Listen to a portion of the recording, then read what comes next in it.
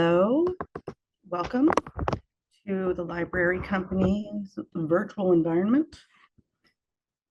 I'm gonna let a few more folks come in.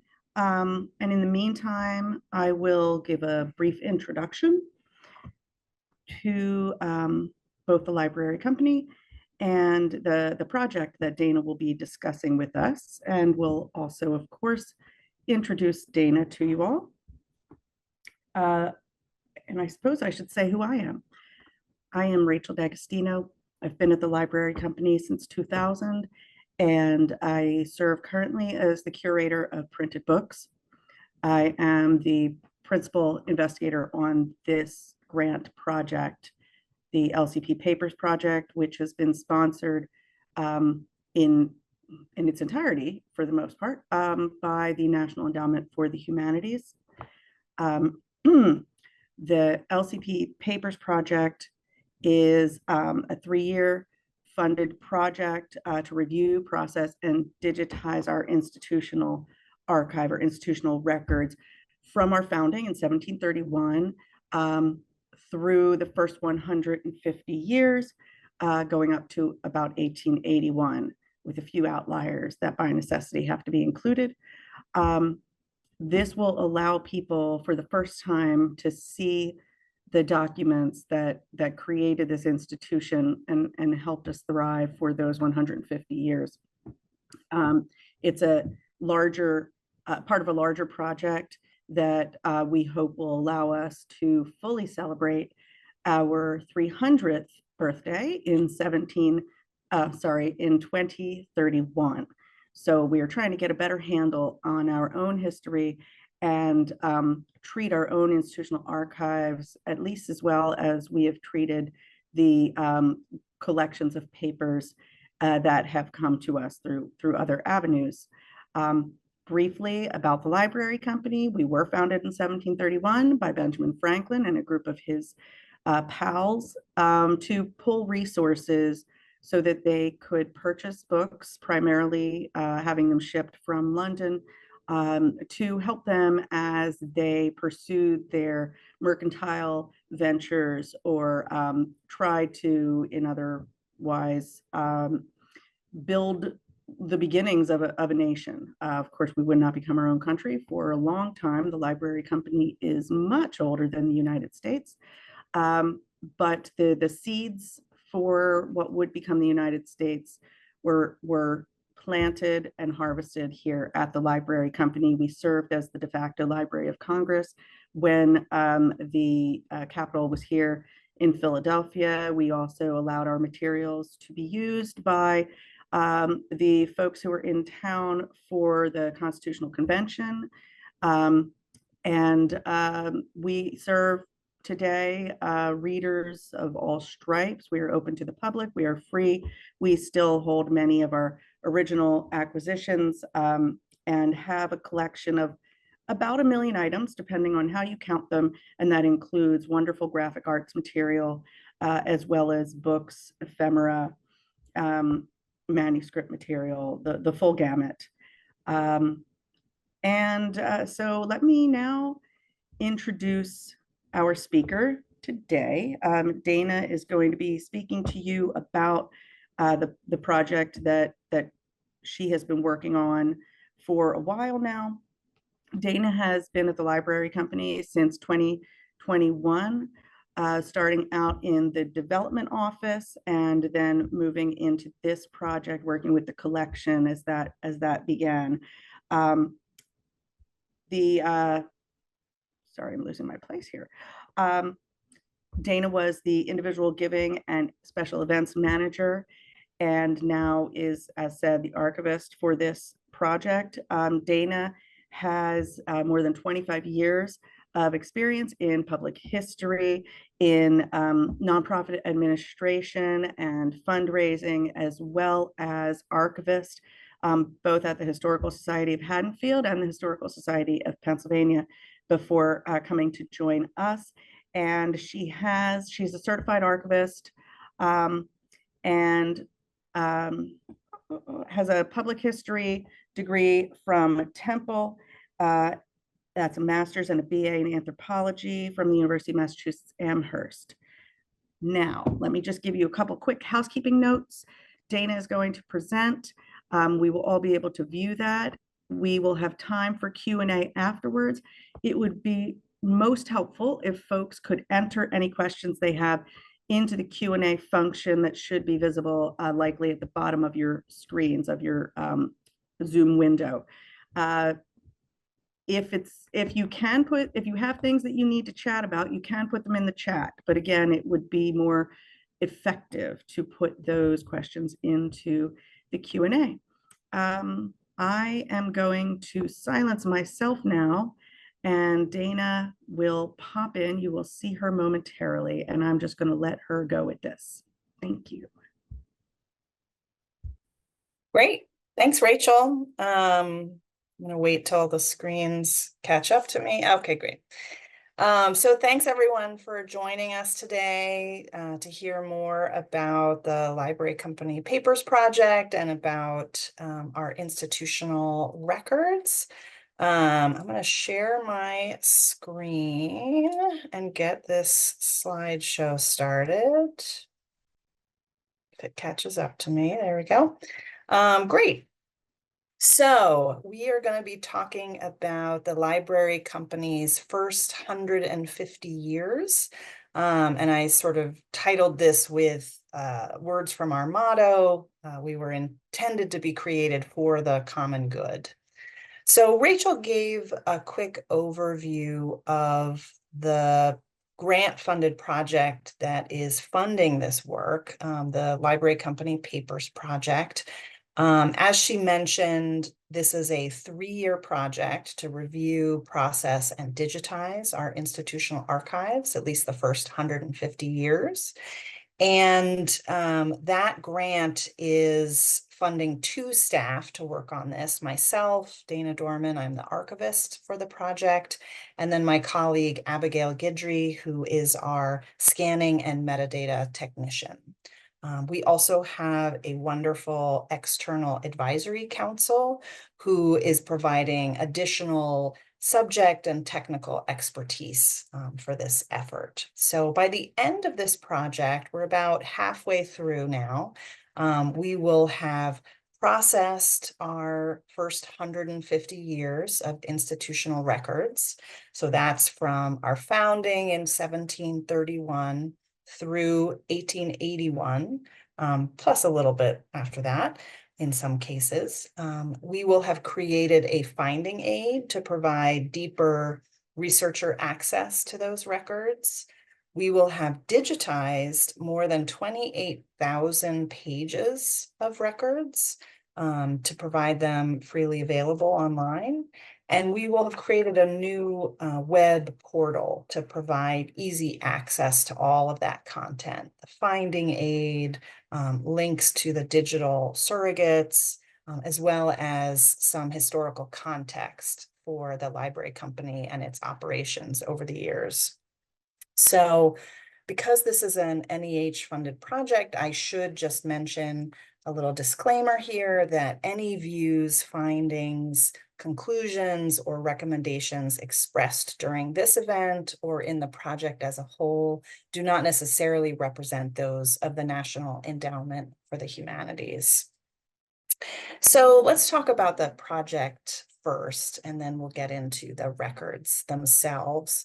One of my first tasks while doing this work was to do an initial survey of the collection so that I could create a processing plan for our work. Now, the survey is, somewhat self-explanatory. It's looking at what we have, what we thought the institutional archive should include, and making sure that we weren't missing anything that was sort of stored separately.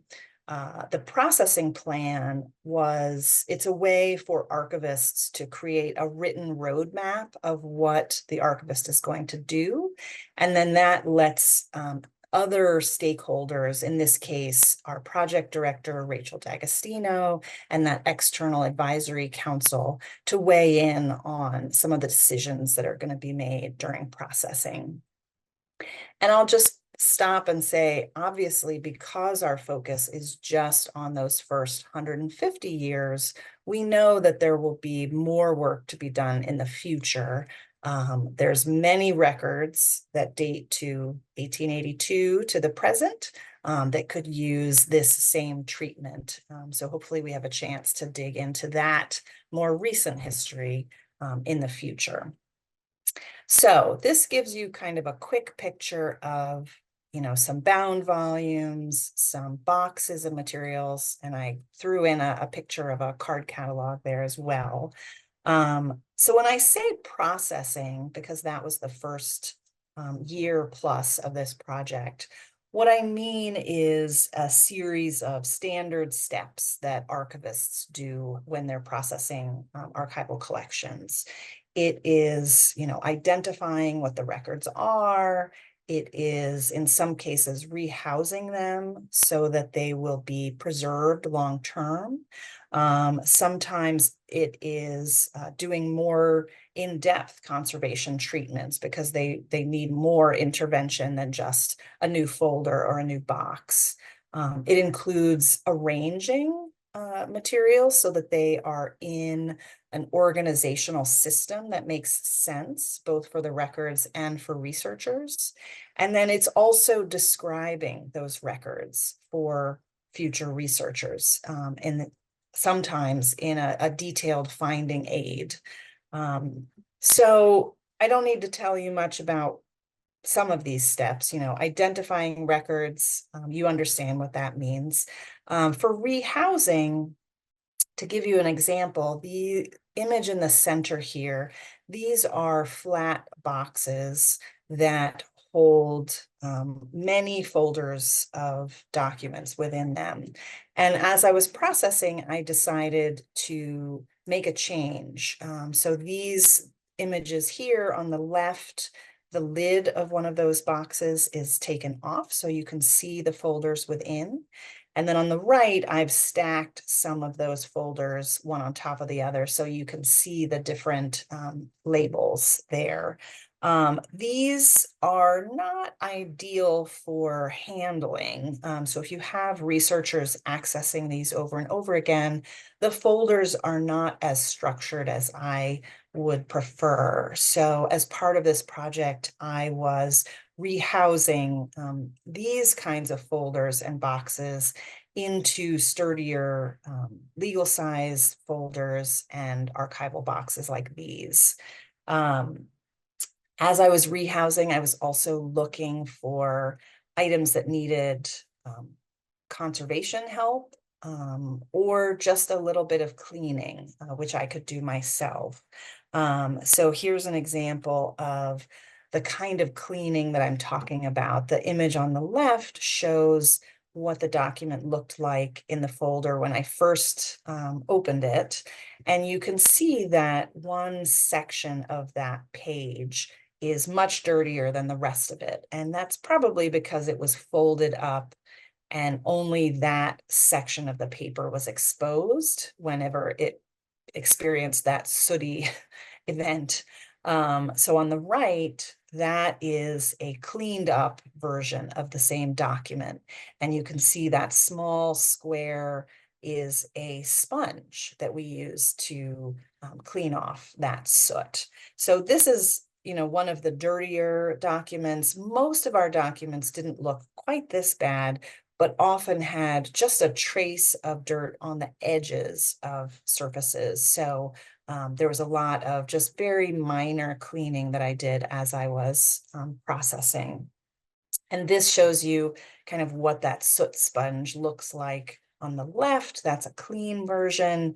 And as it gets dirty, you can cut off the dirty part and get back to the clean sponge. So here's a bunch of dirty ends that have been cut off as I've been processing. So meanwhile, as I was getting started on the processing, my colleague Abigail joined the project, and immediately got to work on digitizing first our bound volumes that are part of the collection. So that includes minute books, published catalogs of holdings, financial ledgers, many more kinds of items. And here's a picture of a slightly wider view of that book scanner to give you an idea of the kind of work that she got started on.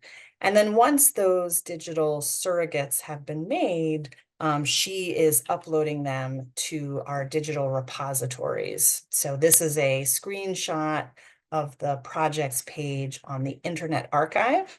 And we'll put a link in the chat later so that if you're ready to start looking at some of these records yourself, they are already freely available and will be continuing to grow as we finish the digitization work.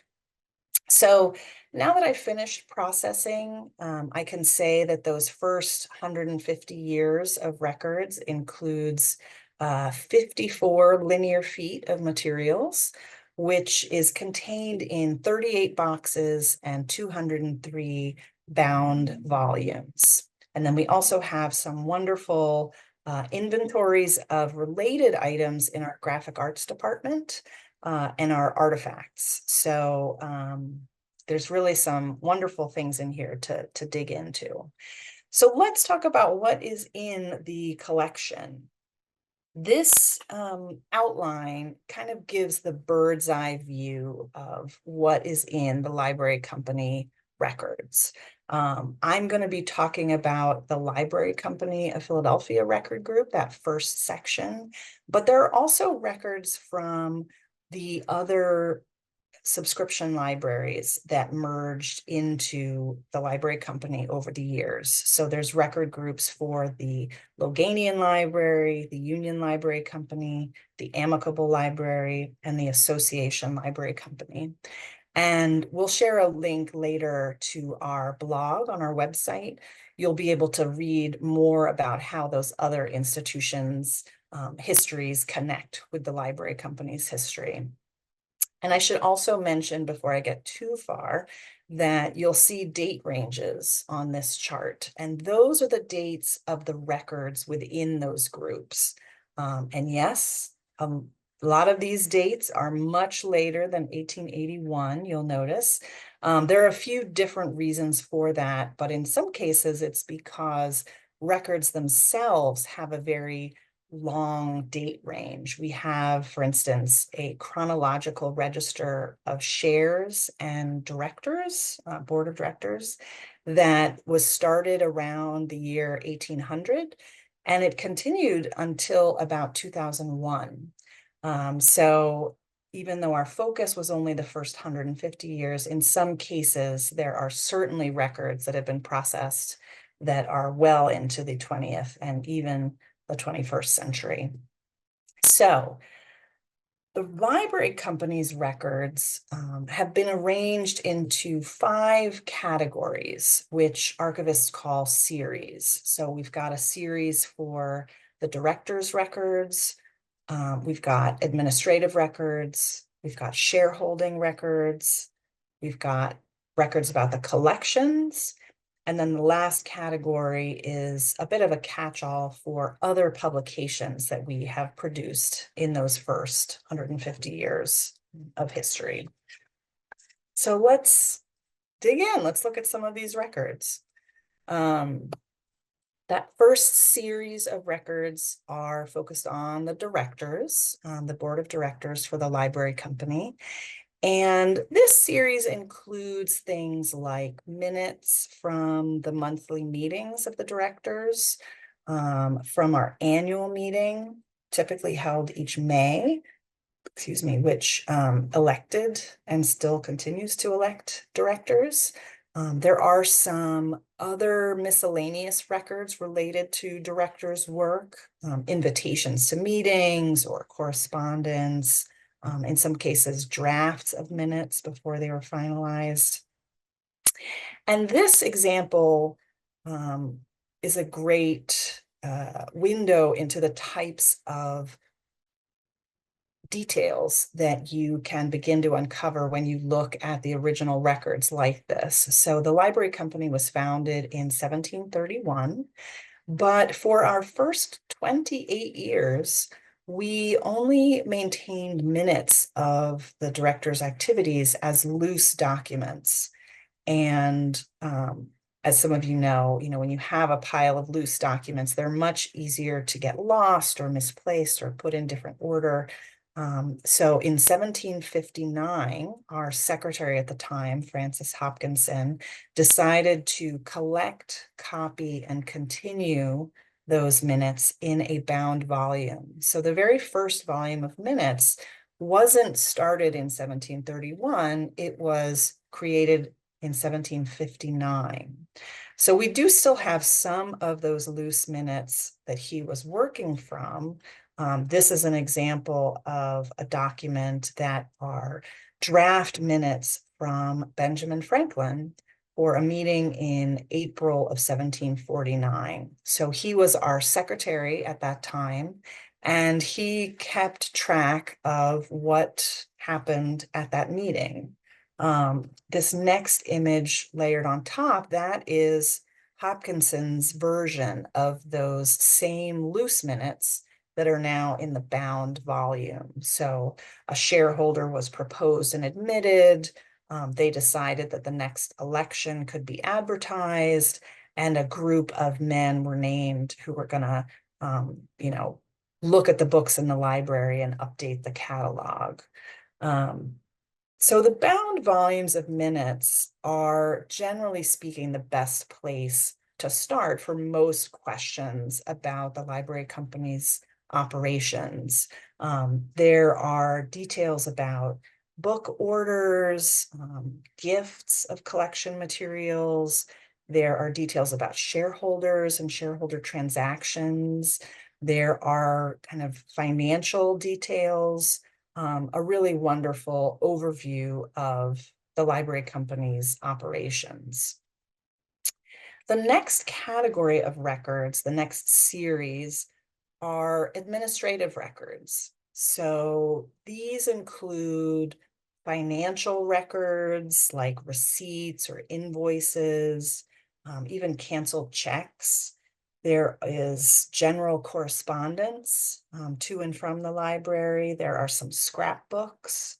And then there's groupings within these administrative records for our real estate holdings, our buildings, as well as a large bequest that we received in the late 19th century from Dr. James Rush. So I pulled out just a few examples from this series, like this financial record from 1809. So this is a pretty standard financial record called a recapitulation. On the left, you can see the full image, and it summarizes expenses and income for a given period of time. This one is from April of 1809. And the wonderful thing about opening up this record is the drawing at the top. So this was added by Charles A. Polson. His father was the treasurer at the time, Zachariah Polson. But Zachariah was also the longtime librarian before he became the treasurer. So his son, Charles, certainly would have been very knowledgeable about the operations of the library company, probably had spent a lot of time there. And for whatever reason, he added this drawing at the top of a bookcase holding a set of books. And the titles on the spine there on the right, those are the last names of the board of directors. And each book also has a number. That is the number of years that that particular director had served on the board. So it's just a lovely snapshot of who was involved in running the library company at that time, in addition to the financial details below. The little face at the very top of that bookcase, that's a bust of William Penn, and that the text between the bust and the books, that is the library company's motto in Latin. So again, for the common good. So occasionally when you're working with these original records, you'll find these little bonuses as you're going.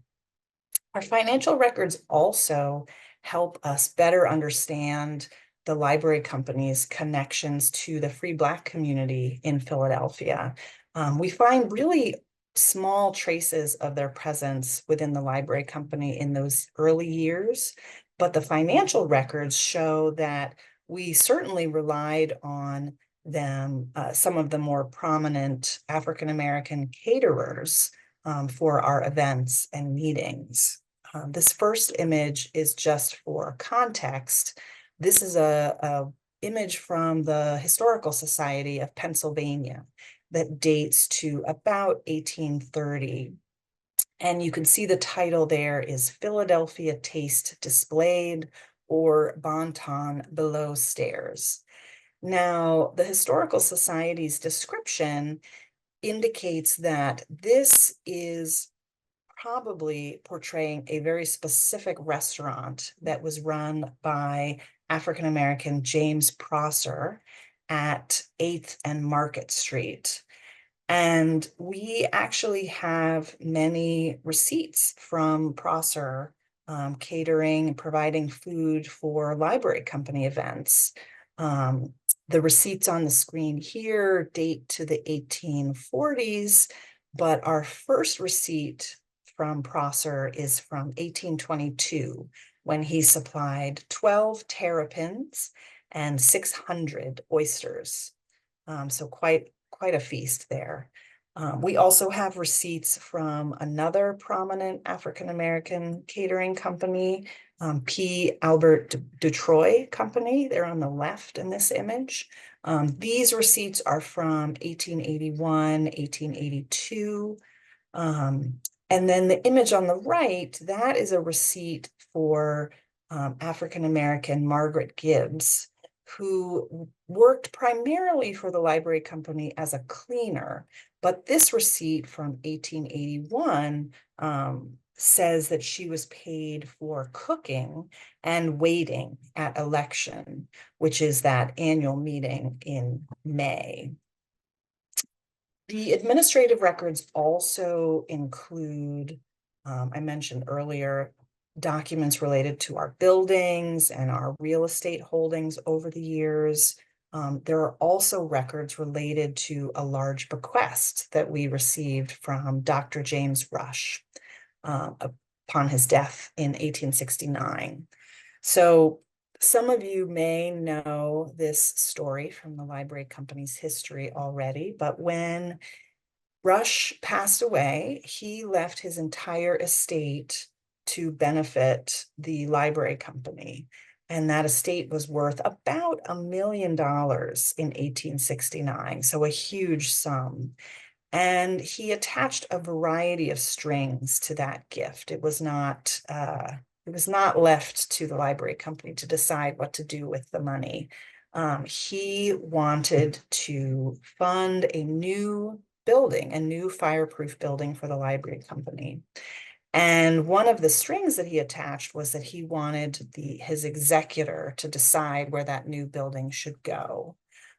So at the time, the library company, this is an illustration of that building at the time, near 5th and Chestnut Streets in Philadelphia. We had been fundraising for a new building for more than a decade before Dr. Rush passed away. So we had in mind that we needed a new space. But when he passed away, his executor chose a new location that was not in keeping with where the directors wanted to go. So I have this little map here, which I'm borrowing from an 1875 atlas, Philadelphia atlas.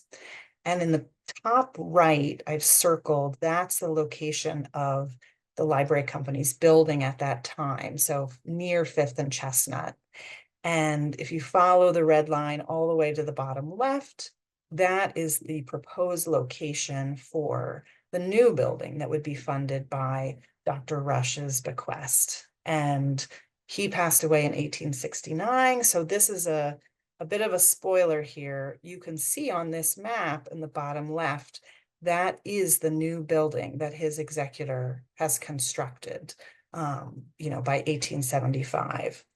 So the library company wasn't sure whether to accept the gift right from the beginning. There was a lot of discussion and debate about whether that was the right move.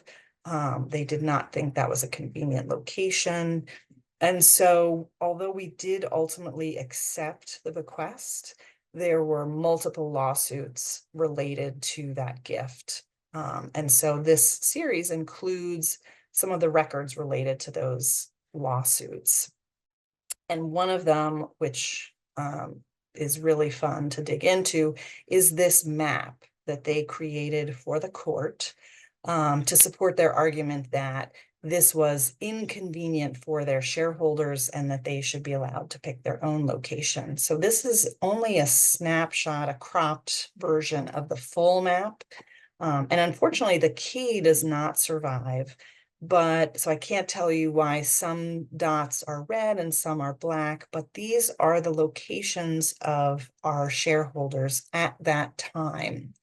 And I've circled in the top right the location of the library at that time, so 5th and Chestnut. And at the bottom towards the left is the site that was proposed by the executor, so Broad and Christian Streets. And if you go straight up from that, this circle that I've added to this map is showing that we actually already owned another lot that we were hoping to build upon. So that was near Juniper and Locust. And, the visual presentation here sort of gives the crux of their argument that most of their shareholders lived much closer to the 5th and Chestnut and the Juniper and Locust locations, and not many lived close to the proposed site further south.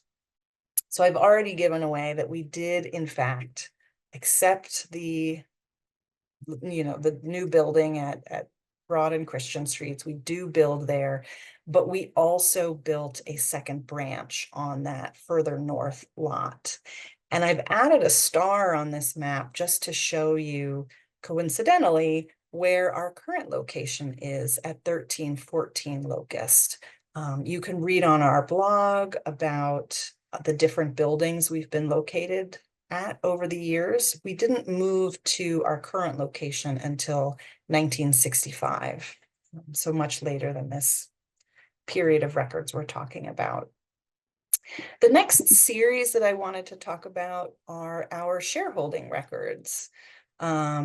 We were founded by shareholders and continue to have shareholders involved in our work even today.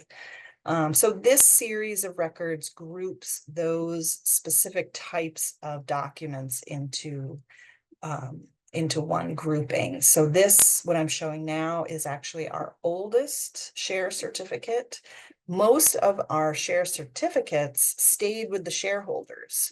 So we only have a smattering of these kinds of share certificates that would have been issued to a new shareholder. This one was granted to James Morris of Philadelphia, merchant, it specifies. And here's a grouping of just a handful of other share certificates that you can find in the collection. The one in the top left is from 1758. And the one in the bottom right to Peter Cullen, that's from 1841. And it gives you an idea of the different styles over the years, handwritten, printed, to, a rather elaborate illustration there in the bottom right.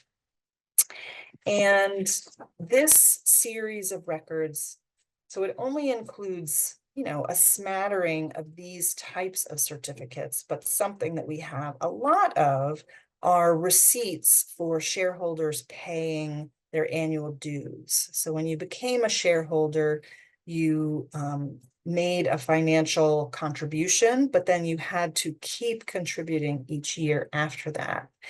And this receipt was one that I found in a stack of receipts for Samuel Coates and his share, which we now call share 67. But if you'll notice, this actually is not a receipt for Samuel Coates. It is a receipt for Mary Coates, who was the executrix of his estate. And, 1749 is a very early record for the library company in general. We'd only been around since 1731, so it's our first couple decades. But this is an amazingly early record for demonstrating women's participation in the library company. Our first shareholder, who was a woman, didn't appear on the list for 20 more years. We had our first two women in 1769 when the Union Library Company merged into us, and their two women shareholders became shareholders of the library company. And we added a third woman just a couple weeks later. But here, 20 years earlier in 1749, Mary Coates was managing and maintaining her husband's share. And she would pay for the annual dues for another 21 years until her son took over the ownership of the share. So, and I'll mention as an aside, the library company is so lucky that we also happen to have Mary Coates's account book from a shop that she ran from the time of her husband's death until her own death. So Mary Coates' receipt is a really wonderful discovery as part of this processing work. And then the next series of records that I wanted to talk about are our collection records. So we wanted to think about how the collections grew and changed over time, as separate from, the administration of the library itself or the administration of the shareholders themselves. So for our first 145 years or so, the way that you could tell what books were at the library company were from our published holdings. So we would publish a catalog saying, here are all the titles that we have. And we would print regular updates to that published list, certainly through the 19th century. So this series has all of these published catalogs. It also includes correspondence and invoices for us placing orders for new books to our book agents in London, invoices for repairs to books, documents related to gifts of collection materials to us. We also have a collection of book plates, which is how we identified that these were part of our collection. And this is the series where you'll find circulation records, who was borrowing what. And this is the category of records that, modern readers wish we had many more circulation records than actually survive. But to give you just a taste of some of the records that survive, we have some correspondence, like this letter from Charles Wilson Peale from 1795. You may have heard of Peale before. He was an artist, was very interested in natural history, and he founded a museum in Philadelphia that for a time was located on the second floor of what we now call Independence Hall. Now, he was not a shareholder, which meant he could not borrow books anytime he wanted. So he wrote this letter to the directors, basically asking for permission to borrow a series of titles because he wanted to make a catalog of the items in his museum. But I did look up in the minutes of the directors to see if they recorded what their answer was for him. And the answer was essentially, nope, you can borrow one at a time, just like any other non-shareholder could, if you left a financial deposit. In other words, the books were so valuable that they wanted to make sure that they came back if they were being borrowed by people who were not already financially invested in the institution as a shareholder. So besides these individual kind of requests like Charles Wilson Peel, the other circulation records that survive look like this. We have several volumes of these printed promissory notes. And here you just see one page, and there are 4 notes to the page. And each one is someone promising to pay a certain dollar amount for borrowing a specific title. And the reason this looks a little bit holy on the right-hand side of the image is if the person returned the book, then their name was cut out of the record. They were, released from debt. So there's a couple names that you can see in this image. Those people obviously did not return their books. So it's easy to see their names peeking through from other pages. But now that we are digitizing all of these records, it's also much easier for readers to see that the backs of each page of promissory notes includes the names that you can't see on the front. They also signed the backs. So I've enlarged and sort of spun the image there to show you that second promissory note down, he obviously did return the book, but that was borrowed by a Mr. Davis. Looks like Jonathan Davis.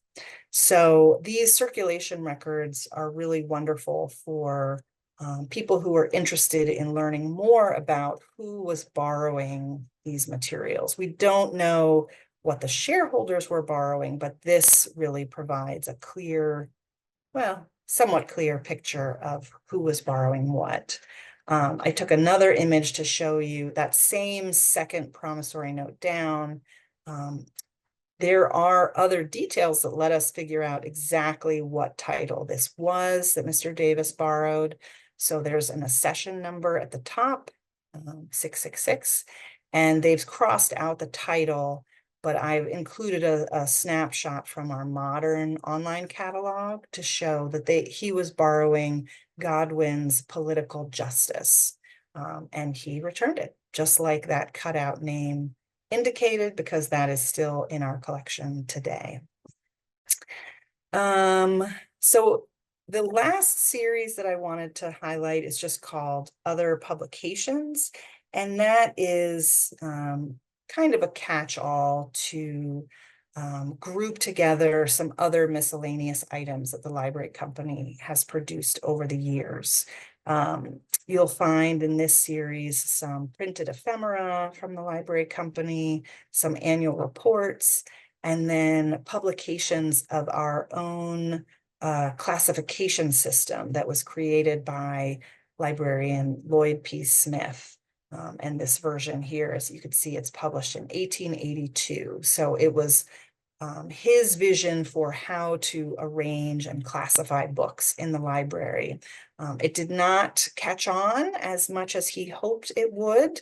I believe, I'm pretty confident that we are the only library that still uses and maybe has ever used the Smith classification system. But that publication is also part of this series of our institutional records. So with that, I'll say, as I mentioned before, all of these items that we've processed as part of this project from our first 150 years are in the process of being digitized and either already are or soon will be available on the Internet Archive for you to browse and enjoy. And we'll be posting that link in the chat. And you can read about some of these discoveries and some other things that we've been learning about on the blog on the library company's website. So we'll also share that link in the chat. And with that, I'll say thanks so much for joining us, and I'll wrap it up there so we have time for some questions. Thank you, Dana. That was wonderful. Thank you so much. As I mentioned, I've been at the library company since 2000, and I am constantly amazed by the stuff that I didn't know about, that none of us knew about, that Dana is discovering, and that is the whole point. For an institution as old as ours, it can be hard to keep a handle on your own history, especially when you have staff who've been here for a long, long time, which historically we've had lots of staff like that, and they pass on information anecdotally. And next thing you know, 150 years has gone by and you're still sharing the same anecdote, but you have no backup for it. So this is really wonderful for us, and I dare say for for the country to understand a bit better one of its founding institutions that really did help shape the development of the Declaration of Independence and the Constitution and everything else. So I would like to, I don't have any, oh, we're getting something now, but I want to start us off quickly with a question of my own. I know that when shareholders left, they could ask to pass a share on to someone else to transfer that share. And that had to be discussed and approved by the board, as well as just new shareholders generally. Quick plug saying that we do still have shareholders. Shares are for sale, and you can potentially pick one that aligns with your interests by going back and seeing who else held that share in history. Just a quick plug. So I'm just wondering if in what you have seen, Dana, have you spotted any discussion? I think most proposed shareholders were accepted, but not all. And so I'm just curious if you've spotted any evidence of discussion about why or why not in the minutes or in the rough minutes or anywhere. Generally speaking, no. There isn't much discussion recorded in the minutes of that kind of topic. I know that I have heard there's definitely someone who tried to become a shareholder several times in those first few decades that they rejected multiple times because they thought he was not trustworthy or something.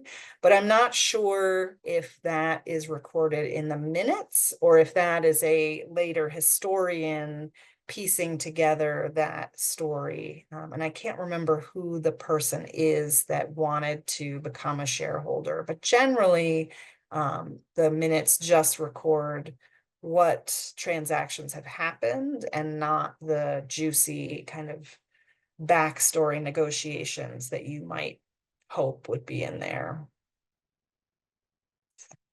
But presumably now that we have found this information here, and now that it's going to be available publicly, if someone else knows that Mr. John Smith was listed as a hooligan in some other record and we wouldn't give him a membership, maybe someday someone can connect those dots. Absolutely. And I've Yeah. got a question in the chat, which I'll read, and one other in the Q&A. In the chat, we read, what was the most surprising thing you came across? And was there something that challenged a piece of known LCP history? I mean, I think the Mary Coates share receipt was probably the most exciting historical record that I found that challenged our narrative about women's involvement. So we had long known that the first women named as shareholders were from 1769. So finding the receipt that showed Mary Coates, involved in maintaining her husband's share 20 years earlier than that was new information for us for sure, and certainly raises questions about how women were involved, even if they were not being, they never changed the name on that share. It remained Samuel Coates's share. but it was owned by Mary for 21 years after his death. So that was probably the most exciting and surprising discovery. It had been filed as Samuel Coates's receipt, but it was most certainly not. It was Mary who had paid that. And I think I glossed over it in the image, but someone had even taken care to cross out his payment to write the payment. So they were very aware that this was Mary who was maintaining the share. Interesting, they didn't change it to her, they changed it to thee. So, I mean, that speaks to everything that you just said, that it was still in his name. And all right, wonderful. The question in the Q&A reads, do you have an idea of when fiction became part of the collection? Ooh. And I might bump this back to you, Rachel. Do you have a known date on that? What a fun question. I do not. We certainly were collecting some pieces of fiction in the early days. And by early days, I mean 18th century. To identify the very first one, we'd have to go back and look at the lists. Fortunately, the directors would often list all of the books that they wanted to have imported, and then all of the books that they did actually receive. So finding a specific answer to that shouldn't be too impossible. But I will add a quick historical note that goes actually closer to the next 150 years. James Rush, in that will, he said many things about that would lead to developing the library company in the way that he thought it was, best managed. Like, for example, no cushions on chairs, because he did not want anyone just sitting around reading leisurely. This was a place of scholarship, of research, of work. But we still had many works of fiction in the collection. But then in the 1950s, when we started to reevaluate the collection and decide how we wanted to define ourselves going forward, unfortunately, at that time, we got rid of a lot of fiction, primarily 19th century, late 19th century fiction. Some of it we have since repurchased. We have a different appreciation for fiction than some of our predecessors had. Things changed. So, but we still have a lot here. So I'll hush up now.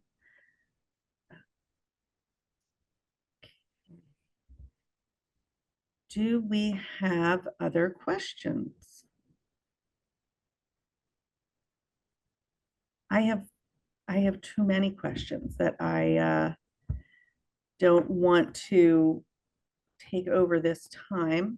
I will also note that in the last quarter of 2025, we will be hosting a symposium in which advisory council members and project members will be able to share, the fuller picture of what we've discovered during this project and what next steps look like and such. So please keep your eye open for that, but that is still more than a year away. There is much work to be done. We also are hoping to be able to mount a transcription project that will allow people to view the manuscript documents online and then create transcriptions, because optical character recognition for manuscript material, particularly for antiquarian manuscript material, is not reliable. So we need real eyeballs on this stuff.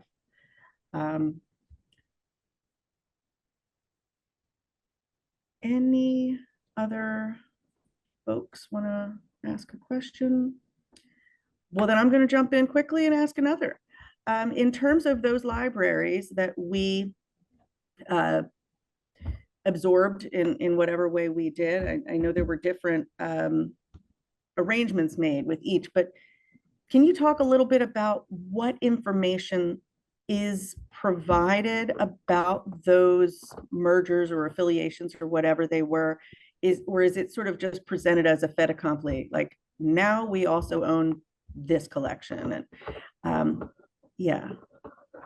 The director's minutes do discuss, as I recall, I may be getting this slightly wrong because I haven't read it recently, but as I remember, they talk about the Union Library Company coming to them with this idea that perhaps they should merge, and that these competitors are not helping each other or helping the city as a whole to be trying to stay separate.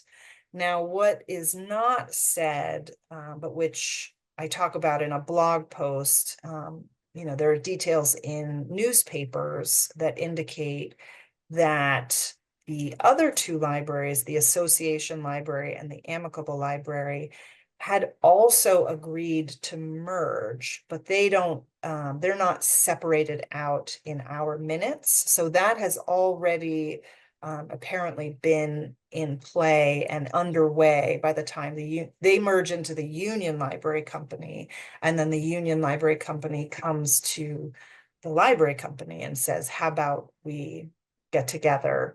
And what they do at first is they give everyone in the Union Library Company shares in this new library company that they're merging into. We have two buildings for a time. We keep the Union Library Company's building and we keep a librarian there as they kind of assess how the two collections compare. But eventually all of the collections are moved to the library company's building. So what a year or two before had been 4 separate institutions becomes just the library company by the end of 1769. So it was a tough economic time period as well. So I'm sure it was because they couldn't survive separately, that they sort of domino effect into each other and end up as just the library company. Great. Thank you. Thank you very much. We are reaching the end of our time. I just want to put a plug in for the wonderful blog posts that Dana has been creating. You will find lots more information there, especially one in particular that Dana should be proud of is the Library Company of Colored People. The blog post about that institution, what we have and haven't been able to learn, and what it does or does not say about the history of people of color in library company membership and usage. All right. Well, thank you so much, everyone. It was a pleasure having you here. We're going to wrap it up. Thank you. Take care, everyone. Thanks.